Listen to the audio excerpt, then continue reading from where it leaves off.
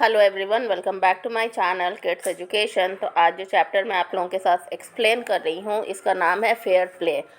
ये कहानी जो है प्रेमचंद की लिखी हुई है और ये एनसीईआरटी की क्लास 6 की इंग्लिश की बुक का चैप्टर 7 है। आई होप कि आप लोगों के लिए वीडियो यूज़फुल होगा। अगर वीडियो अच्छा लगे तो मेरे चैनल से जुड़े रहिए और लाइक शेयर ज़रूर करें। तो चलिए वीडियो को स्टार्ट करते हैं। Has your best friend ever done something to you thought was wrong?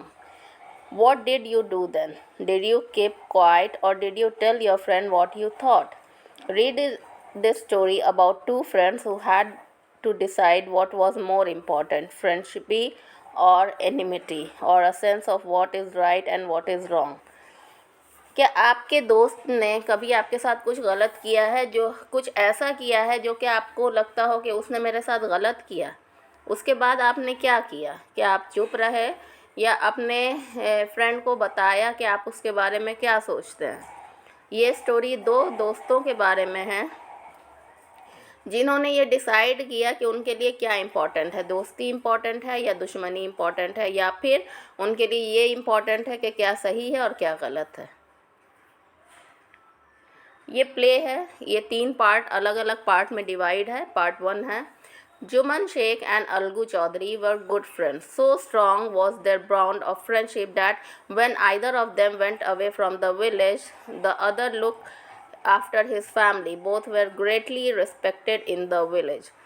Juman had an old aunt who had some property. This she transferred to him on the understanding that she would stay with him and he would look after her. The arrangement worked well for a couple of years, then the situation changed. Juman and his family were tired of the old relative. Juman became as indifferent to her as his wife, who grudged even the little food that the old lady wanted every day.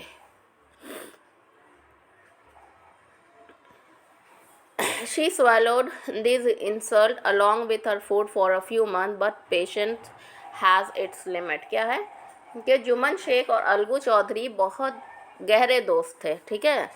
इतनी ज़्यादा दोस्ती थी कि जब कोई भी एक गांव से बाहर जाता तो दूसरा दूसरे के परिवार का ख्याल रखता था, ठीक है। और उन लोगों की बहुत इज्जत थी गांव में। इसके बाद क्या हुआ कि जुम्मन के एक कोई रिलेटिव थी, बूढ़ी, उनकी आंटी थी बूढ़ी जुम्मन की। उनके पास कुछ प्रॉपर्टी था, उनका कोई भी देखने करने वाला नहीं था उनको, तो उन्होंने क्या किया कि वो प्रॉपर्टी जुम्मन के नाम कर दी, ये सोचकर कि वो उनका ख्याल रखेंगे और ये वो उनके पास रहेंगी।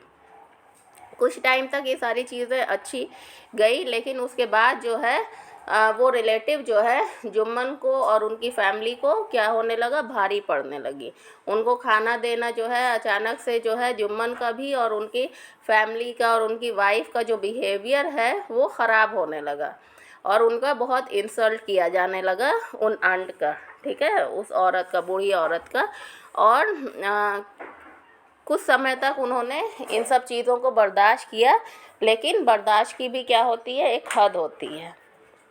One day she spoke to Juman, "My son, it is now obvious that I am not wanted in your house. Kindly give me a monthly allowance so that I can set up a separate kitchen." एक दिन उन्होंने जुम्मन से कहा कि मेरे बेटे, अब हमको समझ में आ गया है कि हम जो है इस घर में नहीं रह सकते, तो हमको एक काम करो कि कुछ पैसे दे दिया करो ताकि मैं अपना अलग खाना पकाऊं। My wife knows best how to run the house. Be patient, said Juman shamelessly. This made his aunt very angry and she decided to take her case to the village panchayat. और जुम्मन ने कहा कि मेरी बीवी जानती है कि घर को कैसे चलाना और क्या करना है, तो जो है आप चुप रहिए। अब जो है ये सुनकर जो है वो बूढ़ी औरत बहुत ही ज़्यादा गुस्सा हो गई और डिसाइड कर लिया कि हम जो है अपना केस कहाँ ले जाएंगे, पंचायत में ले जाएंगे। For many years, the old lady was seen talking to villagers, explaining her case and seeking their support. Some sympathized with her, others laughed at her, and a few advised her to make it up with her nephew and his wife. तो उसके बाद जो है उस औरत ने गांव वालों को अपनी कहानी बताना शुरू की। तो कुछ लोग उनसे हमदर्दी करते थे, कुछ उनके ऊपर हंसते थे, कुछ कहते थे कि आप सुलह कर लीजिए अपने बेटे, मतलब कि अपने भतीजे और उसकी बीवी से। इसके बाद जो है जो वो बूढ़ी औरत थी वो अलगू चौधरी के पास आई और कहा, यू नो चाची, Jumman is my best friend, how can I go against him. तो जब उन्होंने चाची ने जब अलगू को कहा, सारी कहानी बताई, तो अलगू ने कहा कि आपको पता है कि वो मेरा बेस्ट फ्रेंड है, जुम्मन जो है मेरा बेस्ट फ्रेंड है, तो मैं उसके अगेंस्ट कैसे जा सकता हूँ, है ना। लेकिन but it is my right. तो आंटी ने क्या कहा, ये मेरा हक है कि तुम जो हो क्या तुम चुप रहोगे और तुम ये नहीं सोचोगे कि प्लीडेड द ओल्ड लेडी। उन्होंने जो है काफ़ी रिक्वेस्ट की। Come to the panchayat and speak the truth, she said. Algu did not reply but her words kept ringing in his ears. ठीक है, तो ओल्ड लेडी ने कहा कि जो है पंचायत में आओ और बताओ कि क्या सही है और क्या गलत है। तो अलगू ने कोई जवाब नहीं दिया, लेकिन बूढ़ी औरत की बात जो है उसके कान में गूंज रही थी। अब यहाँ पे पार्ट 2 है। पार्ट 2 मतलब यहाँ पे पंचायत का सीन दिखाया गया है। The panchayat was held the same evening under an old banyan tree. Jumman stood up and said, the voice of the panch is the voice of God. Let my aunt nominate the head punch. I will abide by her decision. जो है तो पंचायत जो है organise किया गया एक banyan tree के नीचे, और उसके बाद जो है जुम्मन ने कहा कि ठीक है, अब जो है पंच का हेड जो है वो मेरी आंटी जो है वो चुनेंगी और मैं उनकी बात को मानूंगा। The panch knows neither friend nor enemy, what do you say to Algu Chaudhary, the old lady announce. तो उस और बूढ़ी औरत ने कहा कि पंच जो है दोस्ती और दुश्मनी नहीं जानती है ना Algu Chaudhary. Fine, the Jumman replied, hiding his joy over his unexpected piece of luck. तो और बूढ़ी औरत ने अलगू चौधरी को हेड चुन लिया।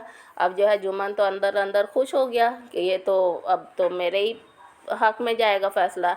चाची, you are aware of my friendship with Jumman, said Algu. Algu ने क्या कहा कि आप मेरे और जुम्मन के दोस्ती को जानती हैं। I know that, replied the aunt. तो आंटी ने कहा कि हाँ मुझे पता है, लेकिन हम ये भी जानते हैं कि तुम अपनी जो अपना जो दिमाग है, ठीक है, जो सही और गलत करने का फैसला है, उसको फ्रेंडशिप की भेंट, दोस्ती के भेंट नहीं चढ़ने दोगे। God lives in the heart of panch. Panch जो होते हैं, जो पंचायत के लोग होते हैं, उनके दिल में कौन रहता है, वो भगवान रहते हैं। और जो भी पंच का फैसला है वो किसका फैसला होता है, भगवान का, ऊपर वाले का फैसला माना जाता है। और उसके बाद जो है ओल्ड लेडी ने अपना जो केस है वो सबको बताया।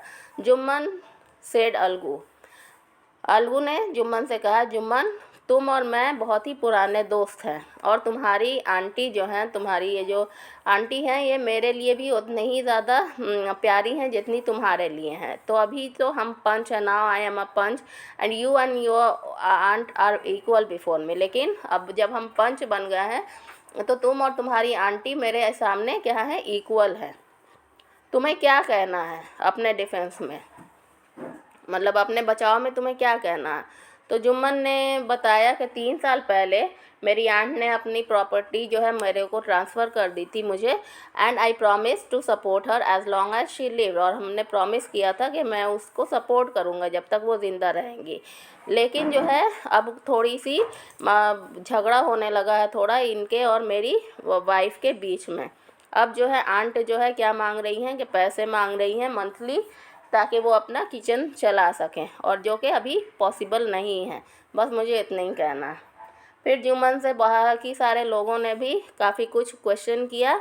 उसके बाद अलगू ने कहा, we have gone into the matter carefully, in our opinion Jumman must pay his aunt a monthly allowance or else the property goes back to her.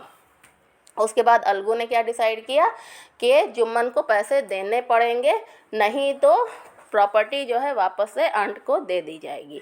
Now the two friends were seldom seen together. The bond of friendship between them was broken. In fact, Juman and Algu's enemy and wanted his revenge. अब उसके बाद ये जब फैसला हुआ, जब अलगू ने ये फैसला किया तो उसके बाद दोनों की दोस्ती में क्या पड़ गई, दरार पड़ गई. और जो है जुम्मन जो है अपना बदला लेना चाहता था. वो लोग दोस्त से क्या बन गए, दुश्मन बन गए. अब पार्ट 3 क्या है, इसके बाद वो लोग दुश्मन बन गए. अब पार्ट 3 जो है वो ऐसा शुरू होता है कि बहुत दिन गुजर गए. अब जो है अब एक बार क्या हुआ कि अलगू चौधरी को कुछ परेशानी हो गई. क्या परेशानी हो गई उसको? One of his fine pair of bullock died as he sold the other to Samchu Sahu, a cart driver of the village. The understanding was that Sahu would pay the price of the bullock in a one month's time. So it happened that bullock died within a month. अब जो है उसने अलगू चौधरी के दो जो भैंस थे वो क्या हो गए, मर गए. ठीक है. और जबकि उसने किससे सौदा कर लिया था, समझू साहू जो कि एक वो बैलगाड़ी चलाता था, उससे सौदा कर चुका था कि ये बैल जो है समझू साहू ख़रीद लिया था. और उसने कहा था कि 1 महीने के अंदर हम ये इसका पैसा दे देंगे. लेकिन वो 1 महीने के अंदर ही पैसा लेने से पहले ही वो दोनों बैल जो थे वो मर गए. उसके बाद जो है काफ़ी महीनों बाद अलगू ने साहू को याद दिलाया कि तुमने अभी तक वो पैसा नहीं दिया. साहू जो है बहुत ज़्यादा गुस्सा हो गया, कहने लगा I can't pay you a penny for the beast you have sold me. और उसने कहा कि हम तुमको एक पैसा भी नहीं देंगे जो बेकार तुमने मुझे जो जानवर था वो तुमने मुझे बेचा था. He brought us nothing but ruin. और वो उसने मुझे कुछ भी नहीं दिया बर्बादी के अलावा. I have a bullock, use it for a month and then return it to me, no money for the dead bullock, he said. उसने क्या कहा, समझू था ना कि मेरे पास एक जो बैल है उसको ले जाओ, 1 महीने तक इस्तेमाल करो जैसे मैंने तुम्हारी वाली इस्तेमाल की थी, और कोई पैसा वैसा नहीं मिलेगा. Algu decided to refer the case to the panchayat for a second time in a few months. Preparation for holding the panchayat were made and both the parties started meeting people seeking their support. अब जो है अलगू पंचायत के पास गया. अब दूसरी दफ़ा ये पंचायत जो है लगने वाली थी और बाकी दोनों लोग जो हैं लोगों के साथ बात करते थे उनके सपोर्ट के लिए. The panchayat was held under the old banyan tree. Algu stood up and said the voice of panch is the voice of God. Let Sahu nominate the head of panch. I will abide by his decision. और पंचायत जो है फिर से बरगद के पेड़ के नीचे लगी और उसके बाद अलगू खड़ा हुआ और कहने लगा कि पंच की जो बात है वो भगवान की आवाज़ माना जाता है, तो साहू जो है पंच का हेड डिसाइड करेगा और है हम उसकी डिसीज़न को मानेंगे. साहू जो को ये चांस मिला उसने जो है जुम्मन का नाम डाल दिया. Algu's heart sank and he turned pale, but what could he do. अब जो है जब जुम्मन का नाम उसने ले लिया तो अलगू का दिल जो है बैठ गया और वो पीला पड़ गया. उसको पता था कि जुम्मन जो है उसकी बात नहीं सुनेगा. The moment Juman became head punch, he realized his responsibility as judge and the dignity of his office. Could he, seated in that high place, have his revenge now? He thought and thought. No, he must not allow his professional feelings to come in the way of speaking the truth and doing justice. अब जब वो head बन गया तो अब जो है इतनी बड़ी जब उसके ऊपर जिम्मेदारी आ गई जुम्मन पर, तो वो सोचने लगा कि क्या इस जगह पर रहकर मुझे अपना बदला लेना चाहिए या मुझे सच का और सही का साथ देना चाहिए. तो उसने क्या डिसाइड किया कि मैं सच और सही जो फैसला होगा मैं वही करूँगा, मैं अपना बदला नहीं लूँगा. उसके बाद क्या है, both Algu and Sahu stated their cases. दोनों ने अपनी अपनी बात रखी, उनसे काफ़ी कुछ पूछा गया, क्रॉस एग्जामिन किया गया और उसके बाद जो है जुम्मन खड़ा हुआ और कहा इट इज़ आवर ओपिनियन, हमारा ये फैसला है कि साहू को पैसे देने होंगे अलगू को जो बैल के पैसे थे वो साहू को देने होंगे। जब साहू ने बैलों को ख़रीदा था तो उसके अंदर कोई बीमारी नहीं थी, कोई ख़राबी नहीं थी, ठीक है। अब उसके बाद वो मर गए, उससे अलगू का कोई भी लेना देना नहीं है और अलगू को उसके लिए हम ब्लेम नहीं कर सकते हैं।